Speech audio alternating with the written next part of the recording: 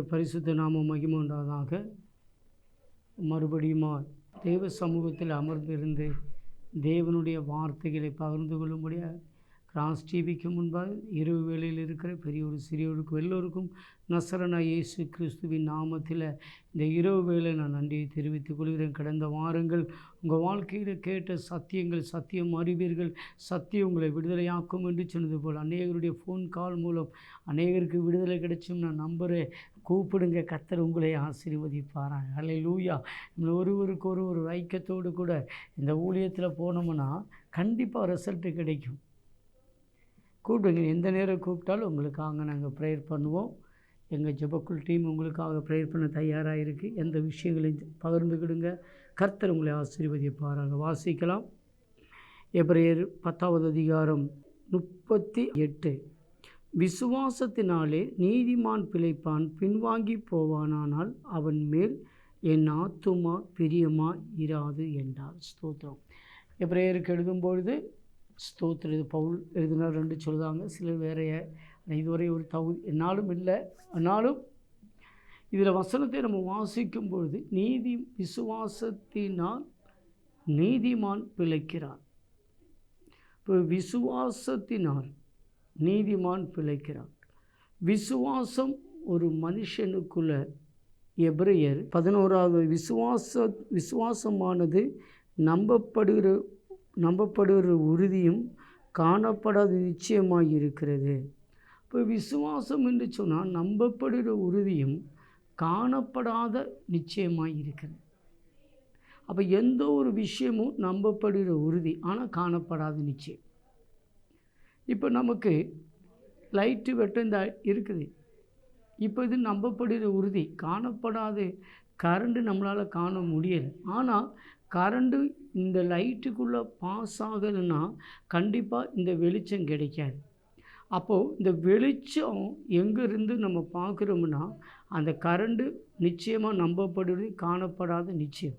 அப்போ கண்டிப்பாக இந்த டியூபுக்குள்ளே கரண்டு இருக்கிறதுனால தான் வெளிச்சம் இருக்குது. நம்பப்படுகிற உறுதி, காணப்படாத நிச்சயம். இப்போ ஜீனி இருக்குது, அதில் நான் பார்க்கும்போது அதில் இனிப்பு இருக்கான்னு நம்ம கண்டுபிடிக்கணும். அதை புசிக்கும் அதை நம்ம திங்கும்போது அதில் தான் அந்த இனிப்புடைய ருசியை காண முடியுது. இப்போது நம்பப்படுகிற உறுதி, இயேசு கிறிஸ்து இந்த பூமியில் வாழ்ந்து மரித்தார், உயிர்த்தெழுந்தார். இது நம்பப்படுகிறது உறுதி, காணப்படாத நிச்சயம். இவர் முகாந்தரம் நம்முடைய பாவத்துக்கு விமோசனம் இருக்குது. ரோமர் 10:9 வாசிக்கும்போது உன் வாயினால் நீ அறிக்கை செய்தும் ரட்சிக்கப்படுகிறோம்.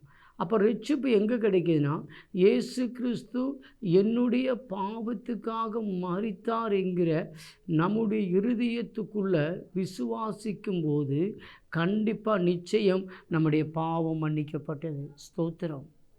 அதான் 1 பேதுரு 1:18 வாசிக்கும் பொழுது இயேசு கிறிஸ்துவின் இரத்தத்தினால் நீங்கள் அனுசரித்து வந்த வீணான பாரம்பரியத்தில் இருந்து அவருடைய இரத்தம் நம்மளை ரட்சிக்க. அப்போ இயேசு கிறிஸ்துடைய இரத்தம் நம்மளை பாரம்பரியத்திலிருந்து, நம்முடைய பாரம்பரியமான அநேக பாரம்பரியங்கள் நம்முடைய குடும்பங்களை ஆற்றுப்பிடிக்கும். தகப்பனுடைய வியாதிகள் நம்மளுடைய குடும்ப தாயுடைய வியாதிகள், அவங்களுடைய வாழ்க்கையில் என்ன நடந்துச்சோ அதே போல் ஒரு குறிப்பிட்ட வயசு வரும்போது நம்முடைய வாழ்க்கையில் நடக்குது.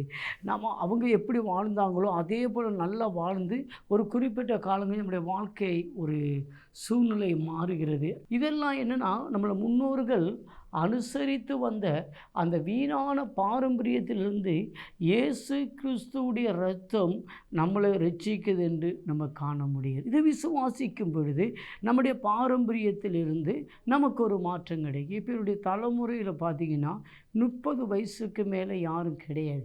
ஆனால் என்னுடைய தகப்பன் நான் 4 வயதும் போது மரித்து போகிறார்.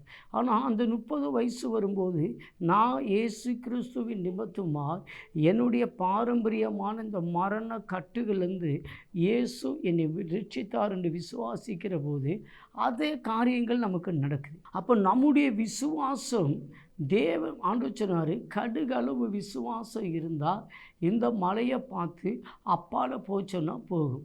அப்போ விசுவாசம்தான் ஒரு மனுஷனுக்கு மெயினான காரியம். அவனுடைய விசுவாசம் ஒரு வளர்ச்சி ஒரு மனுஷனுக்கு.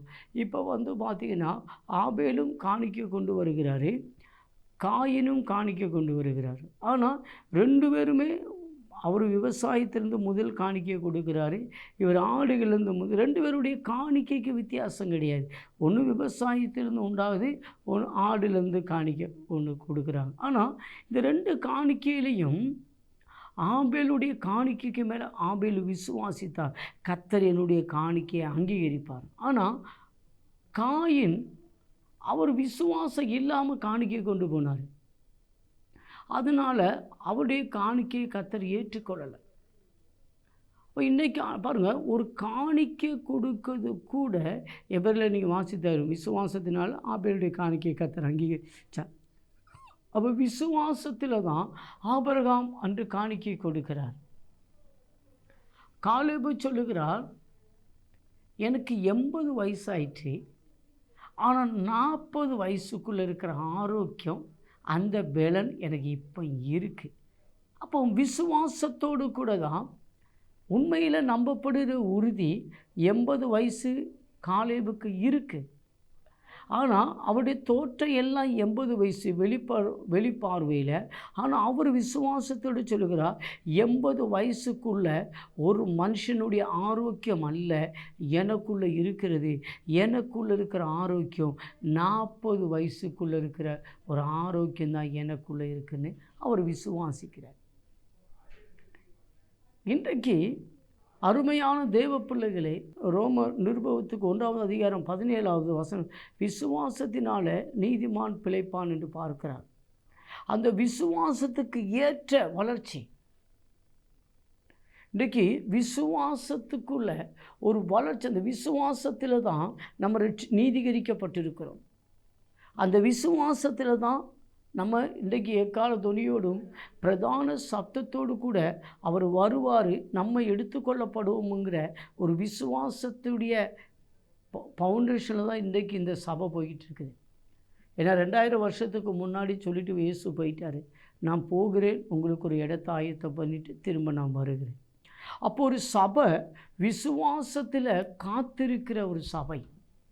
ஏறக்குறைய 2024 வருஷமாய் இந்த சபை எப்போ மணவாளன் வருவார்னு காத்திருக்கிறார். இன்றைக்கு என்னுடைய தாய் அதுக்கு முன்னாடி ஆண்டோடு வருகை வருவான்னு சொல்லி எங்கள் தாத்தாவும் இறந்து போயிட்டார். என்னுடைய அம்மாவும் அதை விசுவாசித்து நின்றாங்க, எங்கள் அம்மாவும் இதுவரை வந்தபாடு இல்லை. அடுத்த தலைமுறை நான் விசுவாசிக்கிறேன் ஆண்டோடைய வருகையில் போகும்னு. நான் போகிறான்னு தெரியல, அடுத்த தலைமுறை பையன் விசுவாசத்தில் போகிறாங்க. அப்போ இந்த சபைக்கு ஒரு பவுண்டு காத்திருக்கிறது எதுனா விசுவாசத்தில் காத்திருக்கிறோம். விசுவாசத்தில் தான் நம்ம பைபிள் நம்முடைய தரித்திரம் விசுவாசத்தினால் ஒரு மனுஷன் ஐஸ்வர்யனாய் மாறுகிறார் இந்த பூமியில். அப்போது இன்றைக்கி விசுவாசம் பைபிளில் பார்க்கும்போது அற்ப விசுவாசம் ஒன்று பார்க்கிறோம், அவ்விசுவாசம் ஒன்று பார்க்கிறோம். அவ்விசுவாசிகளும் விசுவாசிகளும் இணைக்கப்படக்கூடாது என்று பார்க்கிறோம். பேதுருவை பார்த்து, சிஷ்யர்களை பார்த்து 4-5 அற்ப விசுவாசி என்று அவர் சொல்லுகிறார். அவர் அக்கறைக்கு போகும் சொல்லும்போது அவருடைய விசுவாசத்தை கண்டு, நீங்கள் என்ன விசுவாசிக்கிறீங்க, நான் உங்கள் கூட இருக்கிறேன், படகுல நான் இருக்கிறேன். அப்போது அந்த அற்ப விசுவாசமும் அவ்விசுவாசமும் இயேசுடைய காலத்தில் வெளிப்பட்டிருக்கு. நம்ம பார்க்கும்போது விசுவாசம் இல்லாமல் பெத்தனியாவில் லாசரு மரித்திருக்கும்போது இயேசு சொல்லுகிறார், லாசரு தூங்கி கொண்டிருக்கிறார். சிஷ்யர்கள் சொல்ல மரித்து போய்விட்டார். நாம் அப்போ அவங்களுக்கெல்லாம் விசுவாசம் இல்லை.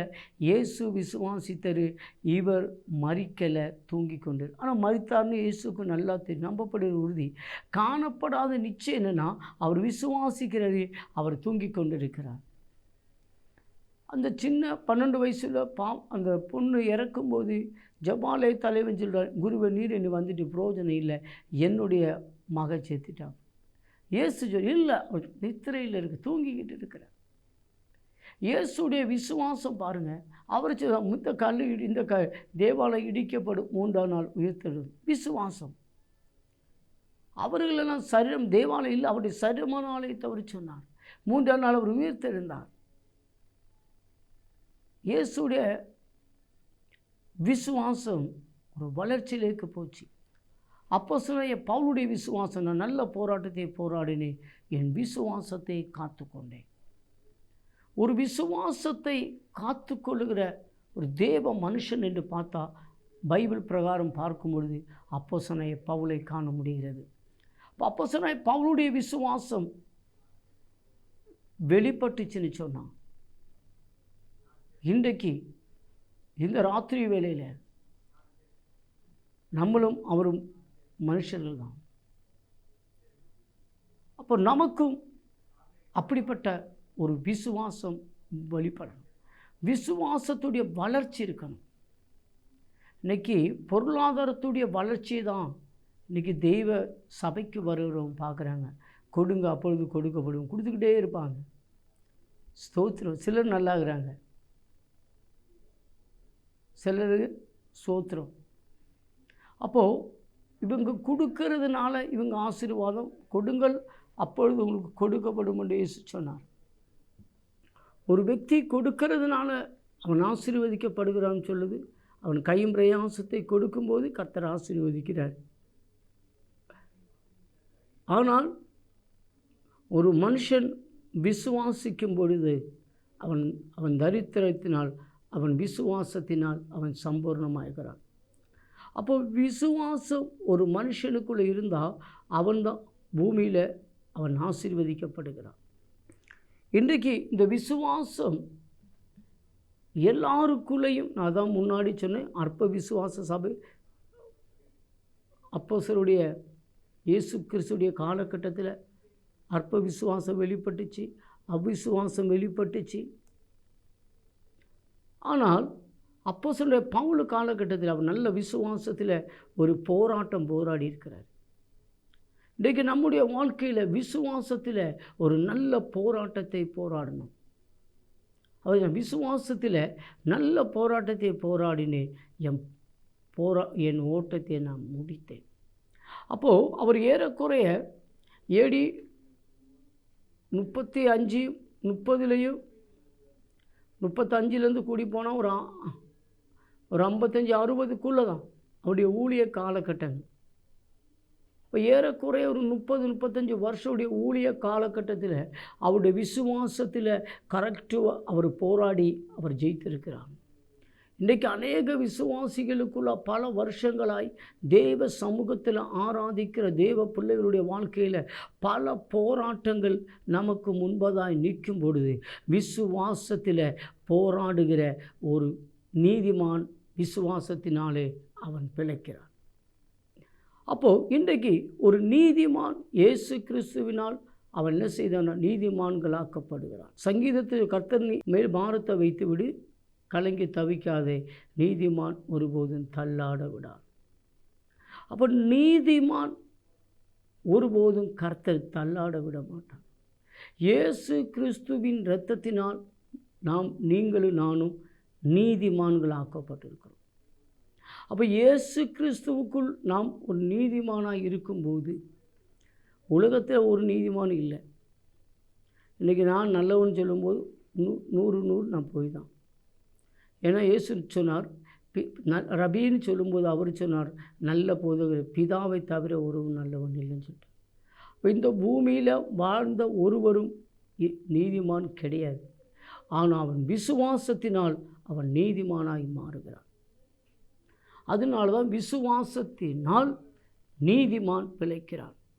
அப்போது ஒரு நீதிமானுடைய இந்த பூமியில் வாழணும்னா இயேசு கிறிஸ்துவின் இரத்தத்தினால் நீதிமான்கள் ஆக்கப்பட்ட நீங்களும் இன்றைக்கு இந்த பூமியில் வாடுறதுக்கு என்ன தேவைன்னா, ஒரு கூலி வேலைக்கு போகணும்னா அவனுக்கு மம்மட்டி தேவை. ஒரு கம்பெனி வேலைக்கு, ஒரு ஒர்க் ஷாப்பில் வேலைக்கு போனால் ஸ்பேண்டர் தேவை. ஒரு ஆஃபீஸில் வேலைக்கு போனால் பேனா தேவை. ஒரு கம்ப்யூட்டர் தேவை. இன்றைக்கு ஸ்தோத்திரம். அப்போது ஒரு தேவனால் ரட்சிக்கப்பட்ட தேவ பிள்ளைகளுக்கு தேவையானது விசுவாசம். இந்த விசுவாசத்தினால தான் அற்புதங்கள் நடக்கும்னு பார்க்குறோம். விசுவாசத்தில் தான் நவமான பாஷைகளை பேசுவோம். விசுவாசிக்கிறவளால் நடக்கும் அடையாளங்கள். அவர் பேய்களை துரத்துவார்கள், நவமான பாஷைகளை பேசுவார், சர்ப்பங்கள் மிதிப்பதை நம்ம எல்லாம் காண்கிறோம். அப்போ ஒரு மெயின் ஃபவுண்டேஷன், ஒரு தெய்வத்தை ஆராதிக்கிற பிள்ளைக்கு விசுவாசம் வேணும்.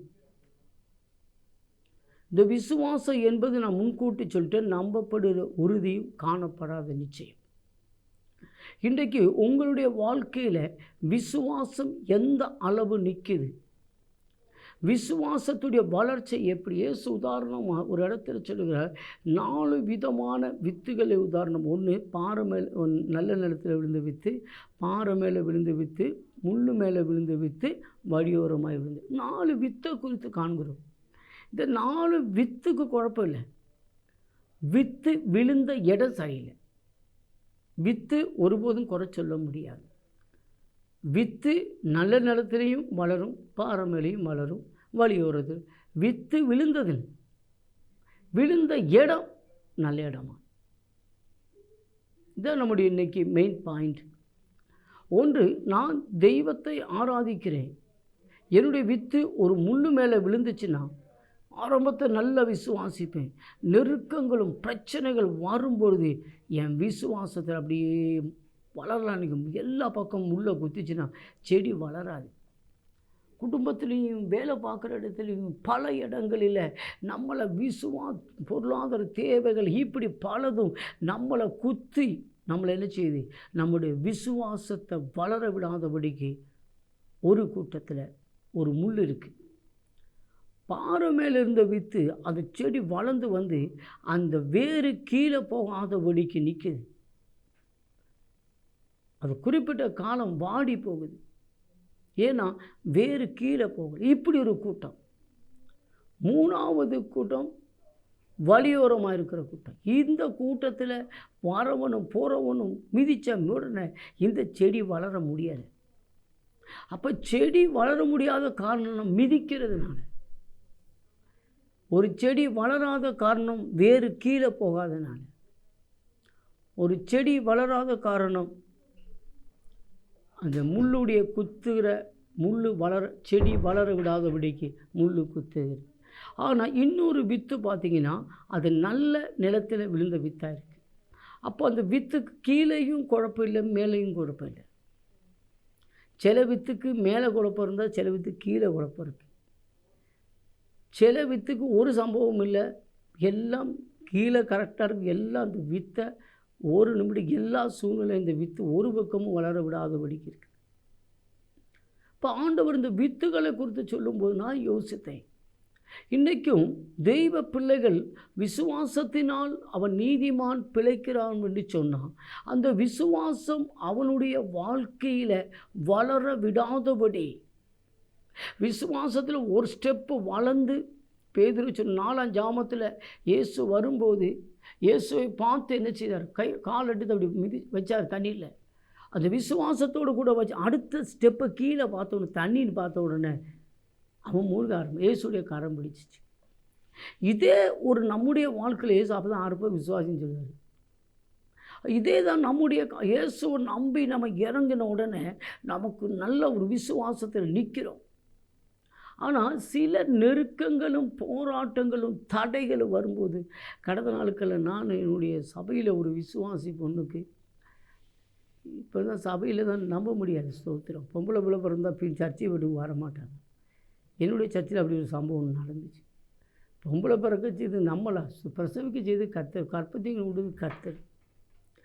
இப்படி ஒரு சம்பவம் நடக்குது. நான் ஜெபம், ஆண்டவரே இந்த குழந்தை என்னை உண்டாகுது, பெண் குழந்தை, இன்னொரு சபை நம்ம சபையிலேருந்து ஒரு விசுவாசி பின்மாறிடக்கூடாது. நான் ஜெபிக்கும் போது பார்த்திங்கன்னா ஸ்டார்டிங்கிலே ஒரு பெண் குழந்தை, அப்போ நின்று 5 பேர் நிற்பாங்க. எனக்கு அது ஒரு பாரமாக இருக்குது. அடுத்த நிமிஷத்தில் ஜெபம் பண்ணும்போது எனக்கு ஒரு மகனை மாதிரி கிடைச்சி, ஸ்தோத்திரம். அப்போ நான் பரவாயில்ல, ஆண்டவர் காண்பிச்சிட்டேன். நான் ஒரு பையன் பிரசவிக்க முன்னாடி சொல்லுவாங்க இதோட ஃபேமிலி பண்ண போகிறாங்க. இது கேட்கும்போது நமக்கு ஒரு பயம் உண்டாயிட்டு, இல்லை நம்ம கண்ட தரிசனம் சரி, பொம்பளை பிள்ளைன்னு சொன்னால் இவனும் 5 பேர் இன்னும் போயிடுவாங்க. அப்புறம் நான் விசுவாசம் இல்லை, கர்த்தர் சொன்னால் கர்த்தர் காண்பிச்சது கரெக்டாக இருக்கும். ஆனால் பிரசவிக்க செய்யும்போது பிரசவம் சொன்ன எனக்கு ஆம்பளை பிள்ளை இருந்த ஒரு சந்தோஷம் உண்டாச்சு. அப்போது அந்த விசுவாசத்தை நிற்கிறது கடினம். எல்லோரும் பேசிடுவாங்க, ஆனால் விசுவாசம் நிற்கிறது ஒரு கடினமான ஒரு காரியம். ஆனால் விசுவாசத்தில் ஒவ்வொரு ஸ்டெப்புகளும் வளர ஆரம்பிச்சிட்டோம்னா இதே போல் ஒரு ஜெயகரமான வாழ்க்கை இந்த பூமியில் எதுவும் இல்லை. ஒரு தெய்வத்தை ஆராதிக்கிற பிள்ளை சொல்லுவாங்க, நாங்கள் பைபிள் நல்லா படிக்கிறோம் பாஸ்டர், நல்லா ஜெபிக்கிறோம், பைபிள் படிக்கிறோம், மனப்பாடமாக வசனங்கள் சொல்லுவோம், 1000 ஸ்தோத்திர பலி சொல்லுவோம், எல்லாம் சொல்லுதோம். ஆனால் நம்முடைய விசுவாசத்துடைய வித்து ஒரு நல்ல நிலத்தில் இருந்தால் மட்டும்தான் நம்முடைய 100 மேனி தெய்வ பைதல் தெய்வ குடும்பங்கள் அவங்கவுங்க ஏரியாவில் அந்த பகுதியில் ஒரு சாட்சியான ஜீவிதம் கர்த்தருக்குள் பிரகாசித்து கர்த்தருடைய கனியை பெற்றுக்கொள்ள வேண்டும் என்றால், நன்மையை பெற்றுக்கொள்ள வேண்டும் என்றால், அந்த விசுவாசிக்கு என்ன இருக்கணும்? Price the Lord. விசுவாசத்தில் வேறு நல்ல நிலத்திலே இருக்கணும். பாறை மேலே இருந்த மாதிரி கர்த்தரை காண்ட உடனே ஸ்தோத்திரம் நல்லா ஆராதிச்சு நன்மைகளை கிடைச்சா மட்டும் விசுவாசம், வேதனைகள் நெருக்கங்கள் வரும்போது அந்த விசுவாசத்துடைய வேறு கீழே போகாதனால சோர்ந்து விடுவாங்க. பின்னே சபைக்கு தள்ளு வண்டி வச்சு தள்ளிட்டு வரணும். சில விசுவாசிகள் தள்ளு வண்டியில் தான் கொண்டு வர வேண்டியது. வெயிட் அவ்வளோ வெயிட்டாக இருக்காங்க. 80 கிலோ வந்து தள்ள முடியும். சோத்திரம். ஆரம்ப காலகட்டத்தில் விசுவாசத்தில் வந்து விசுவாசத்தில் நம்ம பைபிள் என்ன சொல்லுதுன்னா, 1 யோவான் நினைக்கிறேன் 5வது அதிகாரம் 16வது 15வது வசனத்தில் அதில் பார்த்தீங்கன்னா, பிதாவுடைய சித்தம் இன்னதென்று அறிந்து செபித்து அதை பெற்றுக்கொண்டோம்னு நம்ம நினச்சோன்னா விசுவாசிக்கணும். இன்றைக்கி அனைவருடைய விசுவாசம் நம்முடைய ஜெபங்களில் நம்முடைய வாழ்க்கையில் பிதாவுடைய சித்தம் தெரிஞ்சு தான் நம்ம ஜெபித்தோம்னா, பிதாவுடைய சித்தம் இன்னதென்று அறிந்து நம்ம விசுவாசித்தோம்னா, பிதாவுடைய சித்தை இன்னதென்று அறிந்து சில வேதனையுடைய பாத்திரம், கண்ணீருடைய பாத்திரம், துக்கத்தின் பாத்திரம், துயரத்தின் பாத்திரம், பாடுகளுடைய பாத்திரம், தரித்திரத்துடைய பாத்திரம், இது பிதாவுடைய சித்தம் என்று அறிந்து அந்த பாத்திரங்களை நாம் ஏற்றெடுப்போம் என்று சொன்னால் நம்ம வித்து நல்ல நிலத்தில் விழுந்த வித்து. Praise the Lord. ஹல்லேலூயா. இந்த வித்துக்கு தெரியும் எல்லா செடியும் கடந்து. Praise the Lord. ஹல்லேலூயா. ஆப்பிரிக்காவில் ஒரு மரம் உண்டு. அந்த மரம் 7 வருஷம் அதனுடைய மரம் கீழே தான் போயிட்டுருக்கு, வேறு மட்டும். நம்ம சில காற்றடிக்கும் போது மரங்கள் விலகான இது இந்த மரத்துடைய வேறு மேலே இருக்கும். இந்த மரத்துடைய மேலே இருக்கிற வேறுள்ள மரம் எல்லாம் நமக்கு கஷ்டம். இந்த மரம் எல்லாம் என்ன செய்யாதுன்னா ஸ்தோத்திரம் வேறு அடியில் போகலை. அதனால் இந்த காற்றுக்கு கேரண்டி இருக்காது. இந்த வாழையெல்லாம் பார்த்திங்கன்னா, வாழைக்கெல்லாம் அவ்வளோ வேறு கீழே போகுது. காற்று அடிச்சுன்னு சொன்னால் அதுக்கு முட்டு கொடுத்துடணும். காற்று காலம் வருது தெரிஞ்ச உடனே வேறு இல்லாத காரியங்கள் எல்லாம் சேஃப்டி பண்ணது நம்முடைய கடமை. இத்தனை பேருக்கு இது குத்தப்படுன்னு தெரியல. அப்போது அந்த வேறு 7 வருஷமாய் அது அடியில் போயிட்டு அந்த அடியில் இருந்து தான் அந்த வேறு அப்படியே வளர்ந்து வளர்ந்து வளர்ந்து வரும்போது என்னென்னா, இந்த வேறு வளர்ந்தது கீழே ஸ்ட்ராங் ஆகிட்டு பைய செடி வளரும். ஸ்தோத்திரம். இந்த செடி என்றைக்குமே அது ஸ்ட்ராங்கான செடியாக இருக்கும். இன்றைக்கி நம்முடைய வாழ்க்கையில் இதே போல தான் நம்ம ஆரம்ப காலகட்டத்திலிருந்து விசுவாசத்தில் வேறு வளர்ந்துக்கிட்டே இருக்கணும். ஆபேலுடைய வாழ்க்கையில் விசுவாசத்துடைய வேறு வளர ஆரம்பித்தது.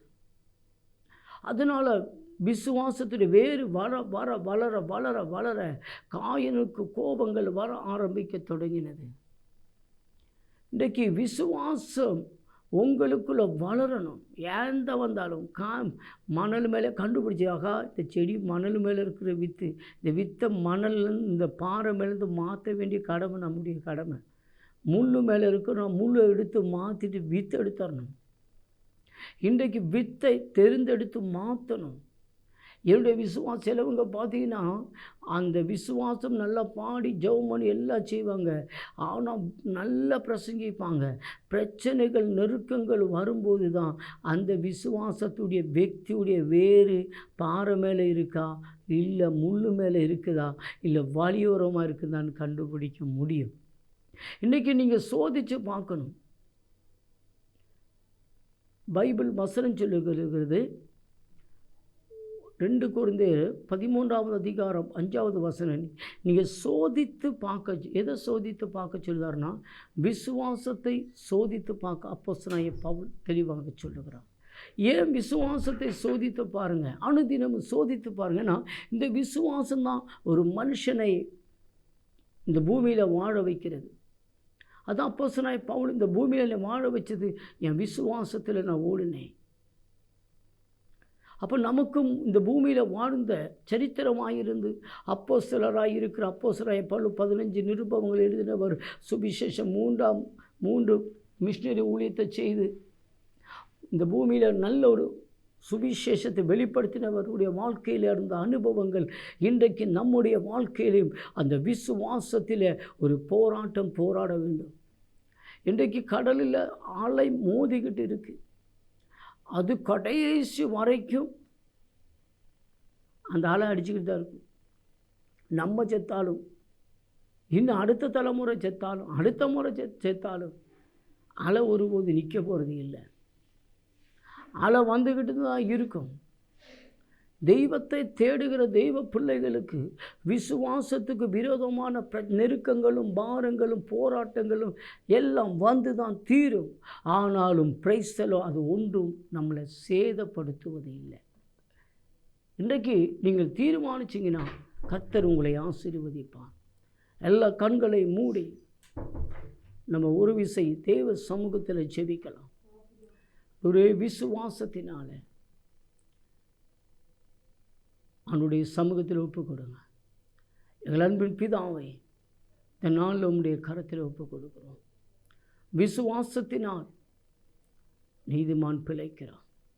அவனுடைய விசுவாசம் என்ற வாழ்க்கையில் ஒரு பாறை மேலே இருக்கிறது போல, என் விசுவாசம் ஒரு வழியோரமாக இருக்கிறது போல, என்னுடைய விசுவாசம் முள்ளு மேலே அநேக பிரதிகூலங்கள் போராட்டங்கள் வரும்போது என் விசுவாசம் அப்படியே குறைகிறது.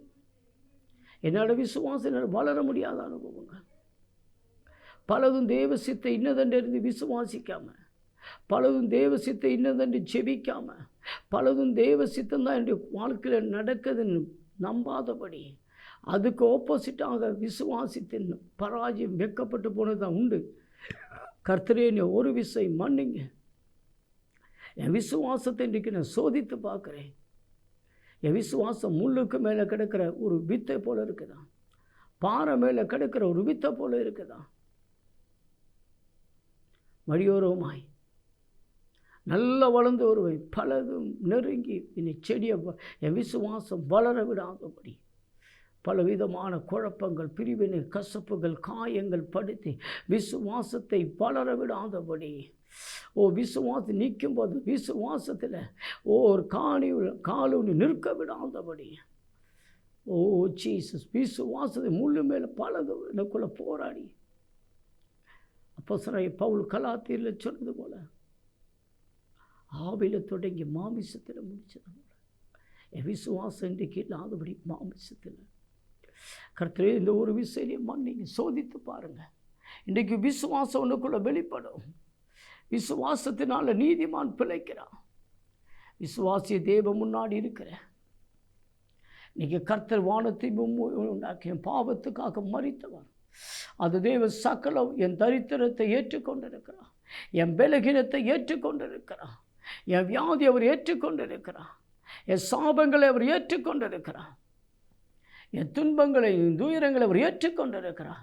என்னுடைய வாழ்க்கையில் நான் விசுவாசிக்கிறேன். இப்பொழுதே கடந்த நாட்களுடைய வாழ்க்கையில் வந்து எல்லா விசுவாசத்தை தகர்க்கிற சுபாவங்கள், தகர்க்கிற அனுபவங்கள், விசுவாசம் வளர விடாத பலவிதமான நெருக்கத்துடைய அனுபவங்களை கர்த்தர் இன்றைக்கு ஏற்றெடுத்திருக்கிறார். கர்த்தாவே என்னுடைய பிள்ளைகளுடைய வாழ்க்கையில் ஆண்டவரே விசுவாசம் வளரத்தக்கதாக கர்த்தரே இவர்கள் மேலே பலப்படுத்துங்க. ஆண்டவரே சகாயம் பண்ண இயேசுவின் நாமத்தில் அடைந்து ஜெபிக்கிறோம் நல்ல பிதாவே. ஆமென். கர்த்தர் உங்களை ஆசீர்வதிப்பார்.